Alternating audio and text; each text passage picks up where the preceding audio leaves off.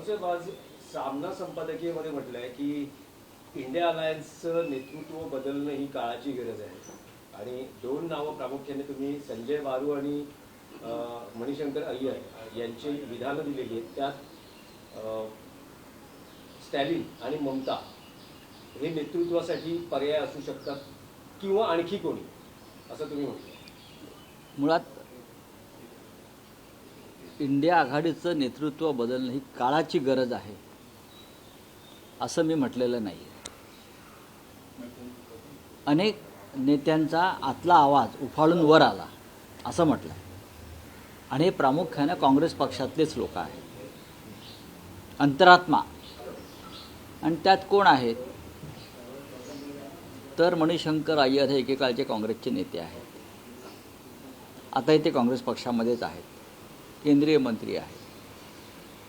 दुसरे ज्यांनी मनमोहन सिंग यांच्यावरती एक खळबळजनक पुस्तक लिहिलं ते संजय बारू यांनी टेलिग्राफमध्ये आपली भूमिका व्यक्त केलेली आहे. आणि त्यानंतर या विषयावरती एक चर्चा सुरू झाली. 5 राज्यातल्या निवडणुका आहेत, बिहारचे निकाल लागून गेलेले आहेत आणि ते अत्यंत निराशाजनक आहेत. अशा वेळेला 5 राज्यातल्या निवडणुका आणि त्यानंतर भविष्यात येणाऱ्या लोकसभा निवडणुका, यासाठी इंडिया आघाडी मजबूतीनं पुढे जाणं हे आवश्यक आहे. राहुल गांधींच्या नेतृत्वाखाली लोकसभेमध्ये एक झुंज दिली जाते आणि राहुल गांधींना लोकसभेतूनच बाहेर फेकावं अशी सरकारची भूमिका इतकं राहुल गांधींची धास्ती या लोकांनी घेतली आहे. पण निवडणुका आल्या लोकसभेच्या की इंडिया आघाडी वळवळू लागते, की जिवंत असं दाखवलं जातं. आणि त्यानंतर इंडिया आघाडी ही फार अनेक राष्ट्रीय प्रश्नांवर, प्रेसिडेंट ट्रम्पनं अमेरिकेला गुलाम केलं, त्याच्यावरती इंडिया आघाडीची एक बैठक होणं फार आवश्यक होतं, की देशभरामध्ये याच्यावरती आपण काय जागरूकता आणली पाहिजे. राहुल गांधी हे बोलत आहेत, अनेक इतर नेते बोलत आहेत, पण सामुदायिकरित्या काही करता येईल का, किंवा असे अनेक प्रश्न, शेतकऱ्यांचे प्रश्न, कष्टकऱ्यांचे प्रश्न, लॉ अँड ऑर्डरचा प्रश्न, मणिपूरचा प्रश्न, स्वतंत्रपणे आवाज येत आहेत. हा कोलाहल आहे, हा गोंधळ आहे असं अनेकांचं म्हणणं आहे. त्याच्यामुळे हे जे आहेत मणिशंकर अय्यर, त्यांचा आवाज काय फार मोठा नाही आहे, पण त्यांना प्रसिद्धी मिळाली. संजय बारूच्या विधानांना प्रसिद्धी मिळाली. आसाममधले काँग्रेसचे नेते भूपेन ओरा हे सोडून गेले, त्यांची काही विधानं आहेत. या संदर्भात सामनानं आपलं मत व्यक्त केलेलं आहे. अर्थात इंडिया आघाडी हा सगळ्यांसाठी संवेदनशील विषय आहे. नाही, पण राऊसाहेब, तुम्ही संपादकीयमध्ये असं म्हटलंय की ते काहीही असलं तरी इंडिया आघाडीच्या नेतृत्व बदलाचा मुद्दा पुन्हा उठलाय ना. तुम्ही असं म्हणतात की लोकसभा निवडणूक झाल्यानंतर इंडिया आघाडीचं नक्की काय झालं हा प्रश्न अनेकांना पडला असला तरी तो प्रश्न काँग्रेसला पडला आहे का, हा तितकाच नाजूक. याचं कारण असं आहे की काँग्रेस पक्ष हा इंडिया आघाडीतला सगळ्यात मोठा पक्ष आहे. 100च्या आसपास खासदार त्या एका पक्षाचे आहेत. त्यानंतर तृणमूल काँग्रेस आणि अण्णा द्रमुक पक्ष त्यानंतर येतात. काँग्रेस पक्ष या आघाडीचं नेतृत्व करत आहे असं जर आपण मान्य केलं तर काँग्रेस पक्षाची जबाबदारी देशाचं नेतृत्व करण्याची सगळ्यात मोठी आहे. आम्ही जेव्हा भविष्याचा विचार करतो तेव्हा देशाच्या पंतप्रधानपदी काँग्रेसचा नेता होईल अशी आमची भूमिका असते, कारण मोठा पक्ष आहे. आणि जर ते आपल्याला साध्य करायचं असेल तर आतापासून लोकसभा निवडणुका आल्यावरती जाग येऊन चालणार नाही, हे शिवसेना पक्षप्रमुख उद्धव ठाकरे यांचं मत आहे. लोकसभा निवडणुका आल्या की जागा वाटपाला बसायची. याच्या आधीमध्ये काहीतरी घडामोडी आघाडीच्या दृष्टीनं होणं गरजेचं आहे. महाविकास आघाडी विधानसभा आली की परत जागे होतील सगळे, पण या राज्यामध्ये जे काय चाललं आहे त्याच्यावरती महाविकास आघाडी म्हणून एकत्र येऊन आपण विचार करणार आहोत की नाही, हे सन्माननीय उद्धव ठाकरे साहेबांचं एक भूमिका आहे की एकत्र राहून आपल्याला अनेक प्रश्नांना सामोरं जाणं गरजेचं आहे. याच्यामध्ये मतभेद आहेत का कोणाशी? तर अजिबात नाहीत. पण ही शिवसेनेची भूमिका आहे. आम्ही चळवळीतले लोक आहोत, आम्ही आंदोलनातले लोक आहोत. आम्ही नुसतं घरी बसू शकत नाही. आम्हाला प्रश्न विचारण्याचा अधिकार आहे सरकारला, लढण्याचा अधिकार आहे रस्त्यावर, आणि यासाठी सगळ्यांनी एकत्र येणं देशात आणि राज्यात एकत्र आहे. प्रेसिडेंट ट्रम्पने नुसतं गुलाम बनवलं बोलून चालणार नाही ना. आपल्याला लोकांपर्यंत एकत्रित जावं लागेल. नाही, पण राऊतसाहेब, लोकसभा निवडणुकीला इंडिया अलायन्स ही एकजूट दिसते, पण तुम्ही म्हटले की जेव्हा त्या त्या राज्यात निवडणुका असतात तिथे मात्र हे अलायन्स मधले एकमेकांचे सहकारी एकमेकांच्या विरोधात दुर्दैवाने लढतात. ते आहे. पश्चिम आता बंगालमध्ये तृणमूल विरुद्ध काँग्रेस, केरळमध्ये डावे विरुद्ध काँग्रेस, महाराष्ट्रात महानगरपालिकांमध्ये थातूर मातूर कारणांवरून काँग्रेसने स्वतंत्र वाट धरली, ज्याचा फायदा भाजपला झाला. मग हे नक्कीच आहे की आम्ही सगळे एकत्र असतो मुंबईमध्ये, महाराष्ट्रामध्ये, तर निकाल नक्कीच वेगळे लागले असते. जे आकडे तुम्हाला दिसत आहेत त्या आकड्यामध्ये बदल झाला असता. काँग्रेसची कामगिरी वाईट आहे का? अजिबात नाही महापालिकेमध्ये. पण एकत्र असतो तर महापालिकेमध्ये भारतीय जनता पक्ष तुम्हाला सत्तेवर आलेला दिसला नसता. हे आमचं कायम मत आहे. हेच मत राज ठाकरे यांचंसुद्धा होतं आणि हेच मत उद्धव ठाकरे यांचंसुद्धा आहे. बोलिये. सर, आज मुस्लिम आरक्षण रद्द करण्याचा जी आर काढला, 14 साली आघाडी सरकारने निर्णय घेतला होता. मुस्लिम समाजातून तीव्र प्रतिक्रिया. बघा, हा निर्णय घेतला असला तरी त्याच्यावरती येणाऱ्या विधानसभेत चर्चा केली जाईल असं मला वाटतं. इथे माझं मत व्यक्त करून काही उपयोग नाही. राऊतसाहेब, दौंडमध्ये एका हिंदू मुलीला 2 मुस्लिम तरुणांनी तिच्या आई आणि भावाच्या डोळ्यात मिरची फूट टाकली. नाही, मला माहीत नाही. हा लॉ अँड ऑर्डरचा विषय. नाही, राऊतसाहेब, आज रोहित पवारांची प्रेस कॉन्फरन्स आहे. रोहित पवारांची प्रेस कॉन्फरन्स आहे.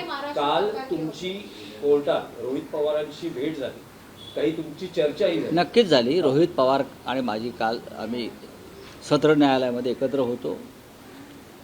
खरं म्हणजे आम्ही काल भेटणार होतो, पण तिथे अचानक भेट झाली आणि आम्ही काही विषयावर चर्चा केली. त्यांनी नक्कीच ते अजित पवार यांच्या अपघाताबाबत त्यांचं जे काय काम चालू आहे त्या संदर्भात त्यांनी मला माहिती दिली. त्यानंतर इतर काही राजकीय घडामोडी पडद्यामागे ज्या झाल्या आणि त्याच्यामुळे अजित पवार कसे अस्वस्थ होते त्याच्याविषयी त्यांनी माझ्याकडे काही माहिती दिली. 1-2 दिवसामध्ये आम्ही परत त्या संदर्भात चर्चा करणार आहोत. राऊतसाहेब, एक विषय आहे की स्टँडअप कॉमेडी पुन्हा मुंबईत होते. इंडिया अलायंस का नेतृत्व जो है आपने बदलने की मांग की है. देखिए, ऐसी कोई बात मैंने कही नहीं. अगर आपने सामना का संपादकीय पढ़ा होगा एडिटोरियल, तो आपको 2-3 दिन से कांग्रेस के कुछ नेता और संजय बारू का एक आर्टिकल आया टेलीग्राफ में, फिर असम में कुछ नेता कांग्रेस के जिस तरह से बोल रहे हैं, बातें कर रहे हैं, उससे राजनीति में एक थोड़ा सा घमासान सा हो गया है. मणिशंकर अय्यर आज शायद नेता नहीं हो गए कांग्रेस के, एक ज़माने में थे, लेकिन वो वोकल है, उनका वॉइस लोग सुनते हैं. ये बातें ऐसी है कि इंडिया आघाड़ी, इंडिया ब्लॉक, ये हमारी भी भूमिका हमेशा रही. इंडिया ब्लॉक जब लोकसभा का चुनाव नज़दीक आता है तो इंडिया ब्लॉक का काम शुरू होता है. तब तक इंडिया ब्लॉक है कहाँ, क्या कर रहा है, उस बारे में कोई एक दूसरे से संपर्क नहीं होता. देश में इतनी समस्या है, राष्ट्रीय प्रश्न है. हम सब लोग बोल रहे हैं कि प्रेसिडेंट ट्रम्प ने भारत को गुलाम बना लिया, नरेंद्र मोदी सरेंडर हो गए. ये सरेंडर नरेंद्र मोदी कल मुंबई में आ गए, गेटवे ऑफ इंडिया में एक इवेंट कर दिया फ्रांस के प्रेसिडेंट के साथ. बस उतना ही काम है उनका.